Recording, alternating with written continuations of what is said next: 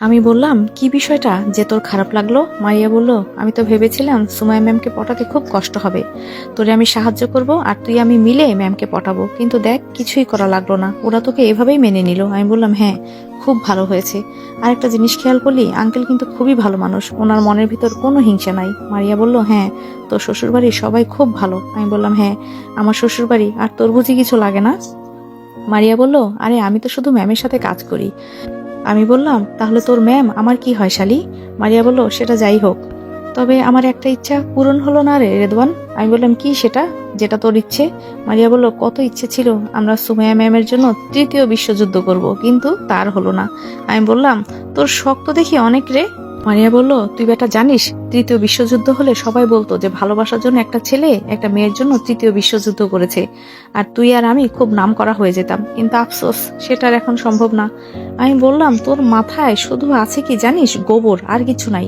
আমাকে মারার চিন্তা খুব ভালো করে করতে পারিস।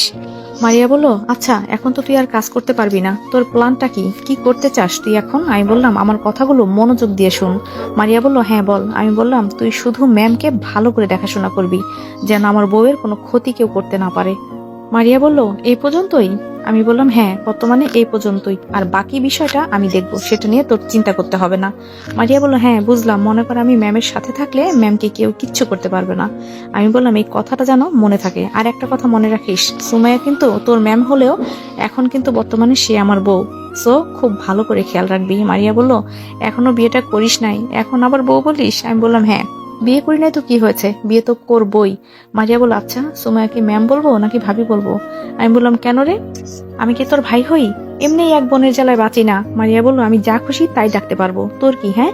আমি বললাম, আরে না, আমার আবার কি? মারিয়া বলল, আচ্ছা আমি যাই রে, দেখি ম্যাম কি করছে। আমি বললাম, যা, আর সুমাইয়ার খেয়াল রাখবি কিন্তু। মারিয়া চলে গেল। কিছুক্ষণ বসে থাকার পর দেখি ফোনটা বাজছে।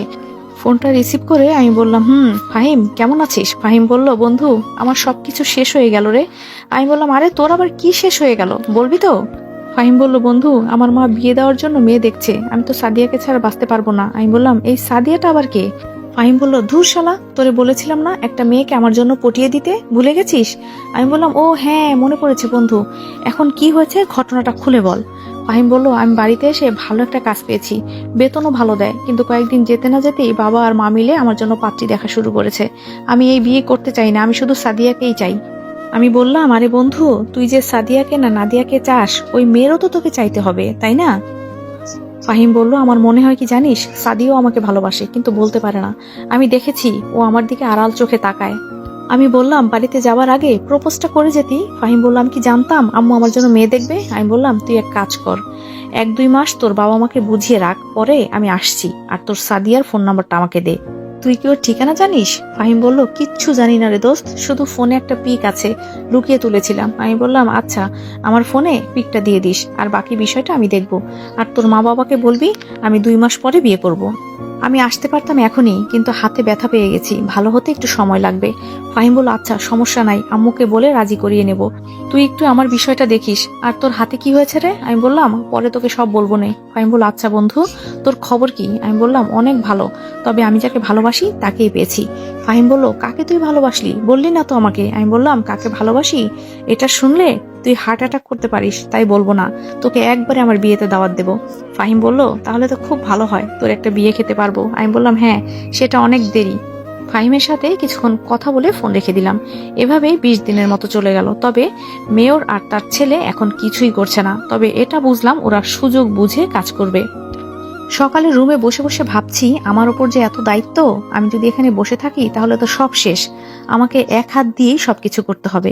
কোথা থেকে যে শুরু করব, বুদ্ধি পেয়েছি, ওদের দিয়েই ওদের মারবো। কথায় আছে না, কাটা দিয়ে কাটা তুলতে হয়, আমিও এখন ঠিক এটাই করব।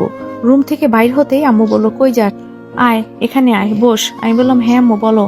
আম্মু বলল, বাবারে ওরা তো খুব বড়লোক মানুষ, কিন্তু আমাদেরকে মেনে নিল কিভাবে? আমি বললাম, আম্মু তুমি দেখো নাই ওদের ভেতর কোনো অহংকার নাই? আম্মু বলল, হ্যাঁ খুব ভালো মানুষ ওনারা। আমি বললাম, হ্যাঁ ইসি কই আম্মু? আম্মু বলল, কলেজে গেছে টিসি আনতে। আমি বললাম, সাথে কে গেছে, নাকি একা একা? আম্মু বলল, আমার বৌমার সাথে যে মেয়েটা থাকে সেই মেয়েটা গেছে। আমি বললাম, আচ্ছা আম্মু আমি একটু নিচ থেকে আসছি। কি ব্যাপার, সুমাইয়া কি তাহলে আজকে অফিসে যায় নাই? পরে যাব সুমাইয়ার কাছে। বাসার বাইরে বডিগার্ডের কাছে গেলাম। আসসালামু আলাইকুম স্যার। আমি বললাম ওয়ালাইকুম আসসালাম। তোমাদের কাজ কেমন চলছে? জি স্যার, অনেক ভালো চলছে। আমি বললাম এই তুমি একটু এদিকে আসো তো। যেই বডিগার্ড মেয়রের কাজ করে ওকে ডাক দিলাম। জি স্যার বলেন। আমি বললাম তোমাকে একটা কাজ দিব, করতে পারবা? জি স্যার অবশ্যই, বলেন। আমি বললাম মেয়রের বডিগার্ড কয়জন আছে? জি স্যার সব মিলিয়ে 15 জন হবে। আমি বললাম ওদের ছুটি হয় কয়টায়? এই রাত 11টার সময় ওরা সবাই বাড়িতে চলে যায়। আমি বললাম ওদেরকে নিয়ে রাত 11টার সময় আমার কাছে নিয়ে আসতে পারবা? কিন্তু কিভাবে আনবো স্যার? আমি বললাম ওদেরকে বলবা যত টাকা বেতনের চাকরি করে ওর থেকেও বেশি টাকা পাবে যদি আমার সাথে রাতে দেখা করে। জি স্যার আমি চেষ্টা করব। আমি বললাম ঠিক আছে, এই জায়গায় ওদের নিয়ে আসবো, আমি অপেক্ষা করব। আর শোনো, তোমাকে কিন্তু আমি অনেক বেশি বিশ্বাস করি, আশা করি এই বিশ্বাসের অমর্যাদা তুমি করবে না। জি স্যার অবশ্যই, আমার জীবন থাকতে আমি আপনার সাথে কখনো বেইমানি করব না। আমি বললাম তোমার নাম কি? ও বলল জি স্যার সুমন। আমি বললাম ঠিক আছে যাও, আর মনে করে ওদের কিন্তু নিয়ে যাবা। সুমন বলল অবশ্যই স্যার। আমি বাসার ভেতরে গেলাম। আমার এখন অনেক টাকা লাগবে, অনেক টাকার দরকার আমার। আঙ্কেল আর আন্টিকেও তো দেখতে পাচ্ছি না, কই গেল? আমি সুরাইয়ের কেবিনের দিকে গেলাম, দেখি কি যেন লিখছে। আমি বললাম কি ম্যাডাম কি করেন? সুরাইয়া বলল আরে স্যার আপনি যে, বসেন বসেন এখানে বসেন। বলেই ওর চেয়ারে আমাকে বসিয়ে দিল আর ও নিচে বসলো। আমি বললাম কি ম্যাডাম আজকে অফিসে যান নাই যে? সুমাইয়া বলল আজকে আমার শরীরটা ভালো লাগছিল না, এজন্য যাই নাই। আমি বললাম দেখি কি হয়েছে? ওর কপালে হাত দিলাম। সুমাইয়া বলল আরে এত উত্তেজিত হতে হবে না, এমনি হালকা খারাপ লাগছে। সুমাইয়া আমার হাঁটুতে জড়িয়ে ধরে। আমি বললাম এভাবে জড়িয়ে ধরলা কেন? সুমাইয়া বলল এভাবেই, আমার ভালো লাগছে। আমি বললাম আচ্ছা সুমাইয়া, যেটার জন্য এখানে আসলাম। সুমাইয়া বলল ও তুমি আমার কাছে দরকারে এসেছো, যাও যাও বুঝলাম, আমার জন্য আসো নাই। আমি বললাম আরে বাবা তোমাকে দেখতে মন চাইছে, এজন্য আসছি। তুমি যে কি বলো না। সুমাইয়া বলল তাই বুঝি? আমি বললাম হ্যাঁ, তবে আমার মনে হচ্ছে আমার ভেতর একটা আলাদা পাওয়ার ঢুকে গেছে। সুমাইয়া বলল সেটা আবার কেন? আমি বললাম এই চেয়ারটা তো একটা মন্ত্রীর, আর মন্ত্রীর চেয়ারে বসলেই এমনিই একটা পাওয়ার চলে আসে। সুমাইয়া বলল স্যার বুঝলাম, তবে এখন আমি আপনার জন্য কি করতে পারি সেটা বলেন। আমি বললাম তুমি চাইলে আমাকে একটা কিস করতে পারো। সুমাইয়া বলল শখ কত, এত শখ কিন্তু ভালো না। আমি বললাম তুমি কে? হ্যাঁ, আমার বউর কাছ থেকে আমি কি চাইছি সেটা সে আমাকে দেবে, তুমি এত কথা বলছো কেন? সুমাইয়া বলল ও আচ্ছা তাই না, তবে বউটা কে একটু জানতে পারি? আমি বললাম তার নাম সুমাইয়া, সে আমার মনের রানী। সুমাইয়া বলল খুব কথা বলতে শিখে গেছো তো দেখছি। আমি বললাম আমার বউ একজন মন্ত্রী, আর আমি যদি তার থেকে বড় কিছু হতে না পারি তাহলে আর কিভাবে হলো? সুমাইয়া বলল তুমি সব সময় আমার উপরে থাকবে, আমার জায়গাটা তোমার পায়ে। আমি বললাম স্বামী ভক্তি কোন দিক থেকে? সুমাইয়া বলল এটাকে স্বামী ভক্তি বলে না, আমি তোমাকে কতটা ভালোবাসি তাই বুঝাই, আর কতটা সম্মান করি। আমি বললাম আসল কথাটাই বলা হলো না। সুমাইয়া বলল হ্যাঁ বলো কি বলতে চাও। আমি বললাম আসলে আমার কিছু টাকা লাগতো। সুমাইয়া বলল আগে বলবো না, এই নাও ক্রেডিট কার্ড, যত টাকা লাগে খরচ করো। তুমি আমার একমাত্র জামাই, তুমি ছাড়া কে আর আছে আমার বলো তো? আমি বললাম টাকাগুলো পরে দিয়ে দিব। সুমাইয়া বলল একদম লাগবে না। আমি বললাম তাই বলে বউয়ের টাকায় খরচ করবো নাকি? সুমাইয়া বলল আমার টাকা খরচ করার মতো আর কে আছে বলো? এত এত টাকা আমার বাবার সব সম্পত্তি তো তুমিই পাবে। আমি বললাম এসব কথা আর একদম বলবা না, আমার কিচ্ছু লাগবে না, সব তোমার নামে করে নাও।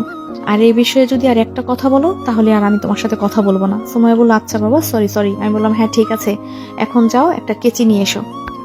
সুমাইয়া বলল কেচি দিয়ে কি করবো? আমি বললাম দরকার আছে, যাও তো। সুমাইয়া বলল আচ্ছা তুমি বসো আমি আনছি। আমি বললাম তাড়াতাড়ি করো। সুমাইয়া একটু পর একটা কেচি নিয়ে এলো। সুমাইয়া বলল এখন বলো কি করতে হবে। আমি বললাম হাতের ব্যান্ডেজ গুলো কাটো। সুমাইয়া বলল এই তোমার মাথা খারাপ হয়ে গেছে নাকি? এখনো ভালো করে 1 মাসও হয় নাই, এর মধ্যে তুমি কেটে ফেলবা? আমি বললাম আরে সমস্যা হবে না, তুমি কাটো তো। সুমাইয়া বলল আচ্ছা। আস্তে আস্তে সব ব্যান্ডেজ কেটে ফেললো, তবে হাতটা এখন একটু হালকা মনে হচ্ছে, আর আগে মনে হচ্ছিল কে জানি পাথর রেখেছে, তবে হাতটা একটু একটু নাড়াতে পারছি। সুমাইয়া বলল এখন কেমন লাগছে? আমি বললাম অনেকটাই ভালো, তোমার জড়িয়ে ধরার মতো শক্তি আছে হাতে। সুমাইয়া বলল ভালো হতে না হতে এসব কথা বলা শুরু হয়ে গেছে তাই না? আমি বললাম অনেক দিন তোমাকে জড়িয়ে ধরি না, হাতের চিন্তা বাদ দাও, এমনিই ভালো হয়ে যাবে। সুমাইয়া বলল চুপ করো তো, মুখ দিয়ে যা আসছে তাই বলছো, এখন আসো আমার সাথে। আমি বললাম কই যাবা? সুমাইয়া বলল দেখতে থাকো। সুমাইয়ের সাথে ওই রুমে যেতেই সুমাইয়া আমাকে বাথরুমে নিয়ে ঢুকে গেল। আমি বললাম কি ব্যাপার, আমাকে এখানে কেন নিয়ে আসছো? সুমাইয়া বলল তোমাকে আমি এখন নিজ হাতে গোসল করিয়ে দিব। আমি বললাম প্লিজ এমন করো না, আমাদের এখনো বিয়ে হয়নি। সুমাইয়া বলল বিয়ে হয়নি তো কি হয়েছে? সুমাইয়া বলল বিয়ে হয় নাই তো কি হয়েছে, আমার স্বামীকে আমি নিজ হাতে গোসল করিয়ে দেব, তাতে কার কি? হ্যাঁ। আমি বললাম কে তোমার স্বামী? হ্যাঁ। সুমাইয়া বলল কেন তুমি? আমি বললাম আমাদের তো বিয়েই হয় নাই, তার আগেই তুমি স্বামী ডাক শুরু করলা। সুমাইয়া বলল বিয়ে হয় নাই তো কি হয়েছে, একদিন তো হবেই, আমার বাবুর উপর আমার বুঝি কোনো দায়িত্ব নেই না? আমি বললাম দেখো এসব বাবু শোনা তামাহির আমার একদম ভালো লাগে না, আমার মোটেই পছন্দ না। সুমাইয়া হাসে, তোমার পছন্দ না তো আমার কি? আমি বললাম তোমার সাথে আমি এত কথা বলতে পারবো না। সুমাইয়া বলল তাহলে এতক্ষণে বুঝলা? সুমাইয়া আমাকে গোসল করিয়ে দিতে লাগলো, গোসল শেষ করে দাঁড়িয়ে আছে। আমি বললাম এখন কাপড় চেঞ্জ করবো কিভাবে? আমার কাপড় তো সব আমার রুমে। সুমাইয়া বলল তোমাকে কাপড় চেঞ্জ করতে হবে না। আমি বললাম তাহলে কি আমি ভিজা কাপড়ে দাঁড়িয়ে থাকবো এখানে? সুমাইয়া বলল আমি কি তোমাকে দাঁড়িয়ে থাকতে বলেছি? আমি বললাম ভাইরে এত কথা না বলে আমার কাপড়গুলো আমার রুম থেকে নিয়ে আসো। সুমাইয়া বলল তুমি এখন শাড়ি পরবা, দাঁড়াও আমি নিয়ে আসছি। আমি বললাম এই ভিজা শরীর নিয়ে যত বছর ইচ্ছা দাঁড়িয়ে থাকবো, তারপরও আমি মেয়েদের শাড়ি পরবো না।